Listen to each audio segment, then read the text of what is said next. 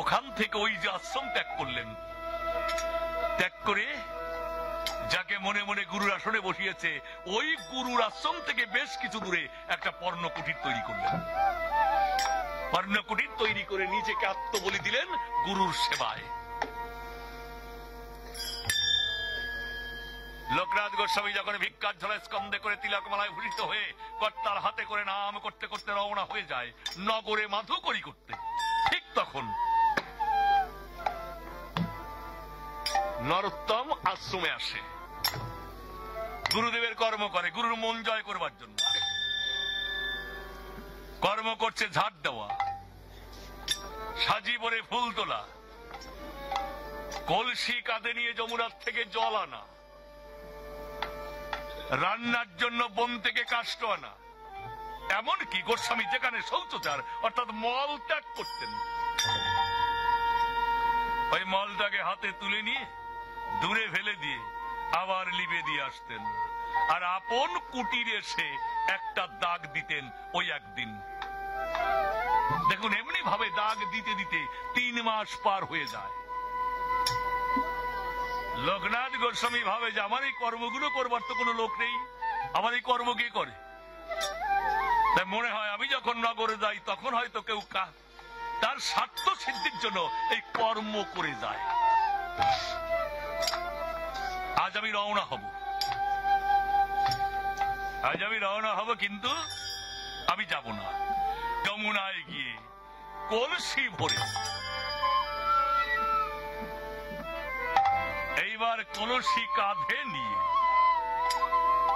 কৃষ্ণ নাম করতে করতে রওনা হয়েছেন আশ্রমের দিকে। নরোত্তম গাইছেন হরে কৃষ্ণ হরে কৃষ্ণ কৃষ্ণ কৃষ্ণ হরে হরে হরে রাম হরে রাম রাম রাম হরে হরে হরে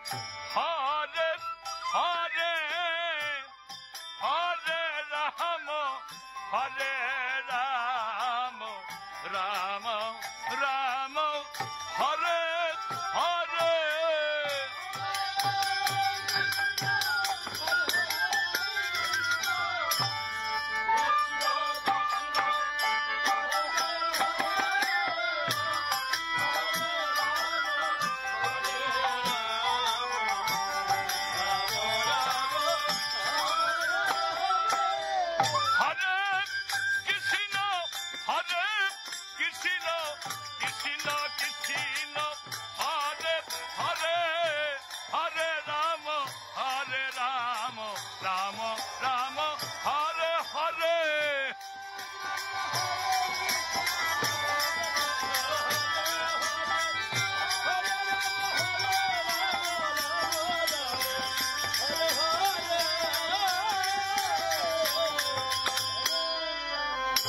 কলসি রেখে যখনই দাঁড়িয়েছে গোস্বামী বাইরে বাইরে ডেকে বলছে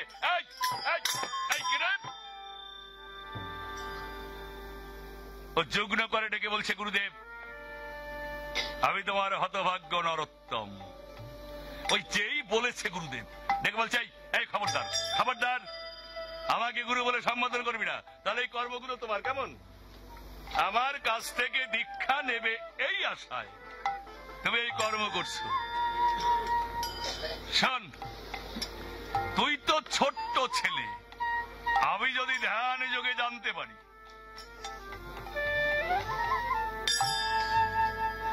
আমার ভগবান কারো রূপ ধরে এসে আমাকে পরীক্ষা করছে যে আমাকে দীক্ষা দাও, এরপরেও আমার এই ভীষ্মের প্রতিজ্ঞা টলবে না। যা দূর হ, আর কোনদিন আমার এই আশ্রমে তুই প্রবেশ করবি না, আমি তোর ওই মুখ দেখতে চাই না। মাথা নিচু করেছে, দেখে বলছে গুরুদেব তুমি তো জানো না, প্রথম দর্শনে আমি যেদিন তোমাকে দেখেছি আমার দেহ মন প্রাণ সব তোমার চরণে দিয়ে তোমাকে আমি গুরুর আসনে বসিয়েছি। ভেবে আমার মুখ দেখবেন, আমি দেখাবো না। তুমি নিষেধ করেছো, আমি কোনোদিন আসবো না। রওনা হয়ে চলে গেলেন। আপন পর্ণ কুটিরে গিয়ে যে বিছানায় শুয়ে শুয়ে আলিশ করতেন, ওই বিছানায় শুয়ে শুয়ে কাঁদছে। মনে মনে ভাবছে আমার হলো না, আমি প্রতিজ্ঞা করেছিলাম 6 মাস, কেটেছে 3 মাস, হলো না। তবে না, আমার এই ব্যর্থ জীবন আমি রাখবো না। আজকের নিশীতে আমি যমুনার জলে আমার জীবনে বিসর্জন দেব। রাত বেজে গেছে তখন প্রায় 10টা। হাঁটতে হাঁটতে আশ্রমের কাছে এসে যখন ভিতরে ঢুকতে যাবে, পদ বাড়িয়েছে, হঠাৎ গুরুর কথা স্মরণ করে আর ভিতরে যেতে পারলেন না। ওখানে দাঁড়িয়ে ডেকে বলছে, গুরুদেব তুমি তো অঘোর ঘুমিয়ে আছো, আমি দূর থেকে তোমার চরণে প্রণাম জানিয়ে গেলাম। যদি তোমার মন চায় অজান্তে আমায় আশীর্বাদ করো। বলে যখনই পদ বাড়িয়েছে, দেখুন সাধকজন, সুধীজন, ভাবকজন ভিতর থেকে সাই দিচ্ছে। বিবেক যেন ডেকে বলছে, নর্তম কে? যে আমি তোমার বিবেক বলছি। কোথায় চলেছে? মরতে যাবে কেমন? কে বলছো তুমি যে আমি তোমার বিবেক? মরতে চলেছ? এ হতভাগা, মরে যাওয়া তো হেরে যাওয়া, জীবন থেকে পালিয়ে বাঁচা। বেঁচে থেকে যদি যুদ্ধে জয় না করতে পারো, তাহলে সে জীবনের সার্থকতা কোথায়? দেখে বলছে, গুরুদেব করেছে মানা, কোনদিন আশ্রমে আসবি না। তবে আশ্রমে যেতে না পারি, কর্ম করতে না পারি, তাহলে গুরুর মন জয় করব কি করে? বিবেক ডেকে বলছে, নর্তম তুমি যে এত স্বল্প বুদ্ধি সম্পন্ন, এ আমার আগে জানা ছিল না। এ হতভাগা, গুরুদেব করেছে মানা যে কোনদিন আশ্রমে আসবি না, সে তো দিনের কথা বলেছে। তোমার জীবন থেকে এই রাতটা তো তোমার গুরুদেব কেড়ে নিয়ে যায়নি।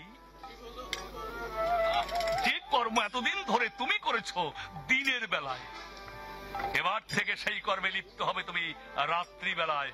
অসুবিধা কোথায়? ও চম করেছে, তাই তো? হ্যাঁ,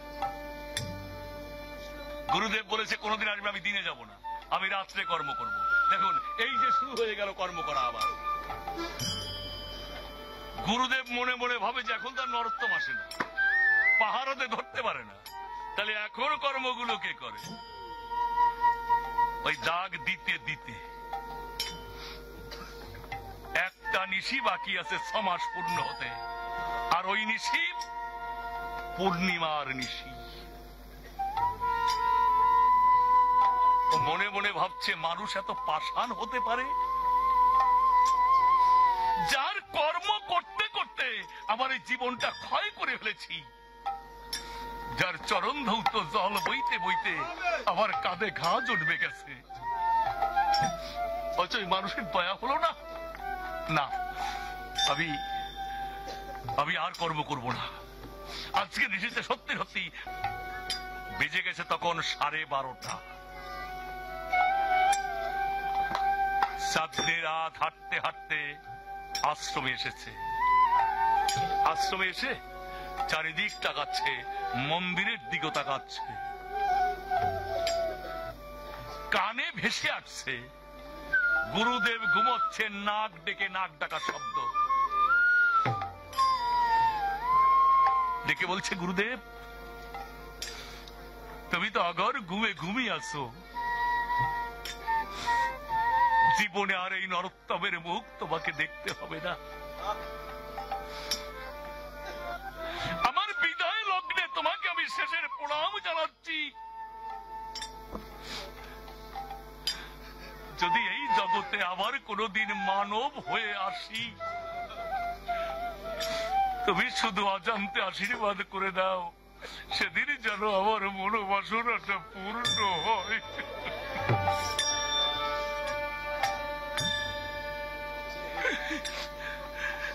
বলে যখন পদ বাড়িয়েছে, পিছন থেকে ডাক এসেছে, নর্তম। কে ডাকে? তবে তবে কি গুরুদেব জেগেছে? আমার আমার কৃপা হবে। হ্যাঁ, দেখুন ভাবের ঘরে মানুষকে কোথায় নিয়ে যায়। ডাকলো কে বুঝতে পারছে না। আবার যখন পদ বাড়িয়েছে, আবার পিছন থেকে ডাক এসেছে, নরোত্তম। কে? হঠাৎ বারান্দার দিকে তাকিয়েছে। বারান্দার বা পাশে মেটে কলসিটা পড়ে আছে। ওই কলসি যেন ডেকে বলছে, নরোত্তম, আমি মাটির কলসি তোমায় ডাকছি। হ্যাঁ, তুমি ডাকছো, তুমি কথা বলতে পারো। ছুটে গিয়ে ওই কলসি ধরে, কলসি বুকে জড়িয়ে ধরে কলসির কানায় হাত বুলোচ্ছে। হাত বুলিয়ে বলছে, মাটির কলসি, বলো না তুমি কথা বলতে পারো, বলো। ওই কলসি ডেকে বলছে, নরোত্তম, তুমি জানো না তোমার গুরুদেবের অপার করুণা হলে আমার মতো মাটির কলসিও কথা বলতে পারে। শক্ত অবস্থায় কুমার গিয়ে আমার বক্ষকে বিদীর্ণ করে আমার তার ভবনে নিয়ে আমাকে কুচিয়ে জল ঢেলে পানিয়ে মারিয়ে আমায় কাদায় পরিণত করে। ওই কাদা ধরে দেয় চাকার পরে। এরপরে ওই চাকা ঘুরিয়ে ঘুরিয়ে আমার অর্ধেক অংশ তৈরি করে। জানো, বাকি অর্ধেক অংশ তৈরি করে সুন্দর করে লিপে আমাকে কলসিতে পরিণত করে। আমি যদিও কলসি হলাম, আমাদের জল রাখা হয়ে যায় দায়। এরপরে আমার মতো শত ভাই কেমনি করে তৈরি করে প্রচন্ড রোদে দেয় শুকোতে। জানো, কতজন আমি দেখেছি রোদের তাপ সইতে না পেরে তারা ভেটে গেছে। আমি ঠিক ছিলাম।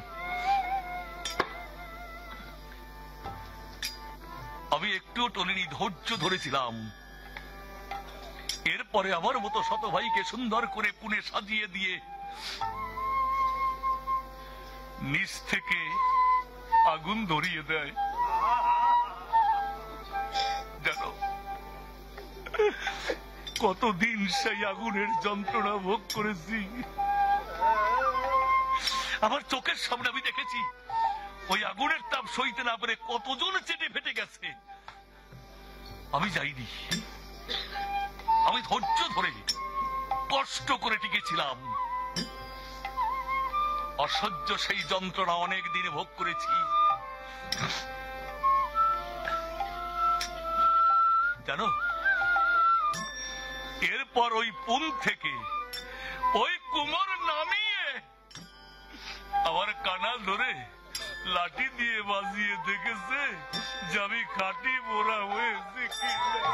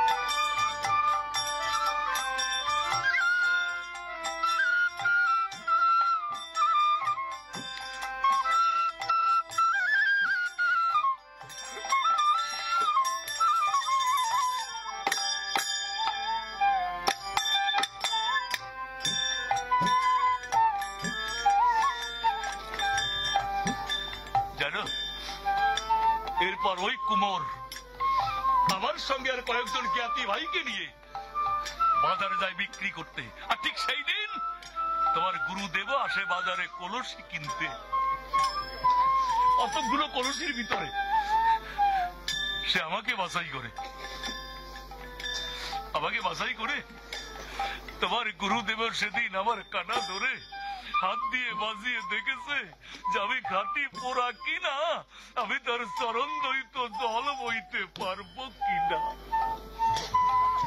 এত কিছু করে আমি যদি গুরু সভায় লাগতে পারি, তুমি ভুল করছো কেন? যাও জলটুকু নিয়ে এসো। ও আর দেরি না করে যমুনায় গিয়ে কলসি ভরিয়ে কাঁধে করে কলসি এনে রেখে আবার যখন পদ বাড়িয়েছে, আবার পিছন থেকে ডাক, নর্তম। এবার কে ডাকে? মন্দিরের বারান্দার অপর পাশে দেখতে পাচ্ছ ওই ফুলের সাদিটা পড়ে আছে। ও যেন অনুভব করছে ওই ফুলের সাদি ডেকে বলছে, নর্তম, জলটুকু যখন এনে দিয়ে গেলে প্রভাতে গোবিন্দ পূজার ফুলগুলো তুলে দিয়ে যাও।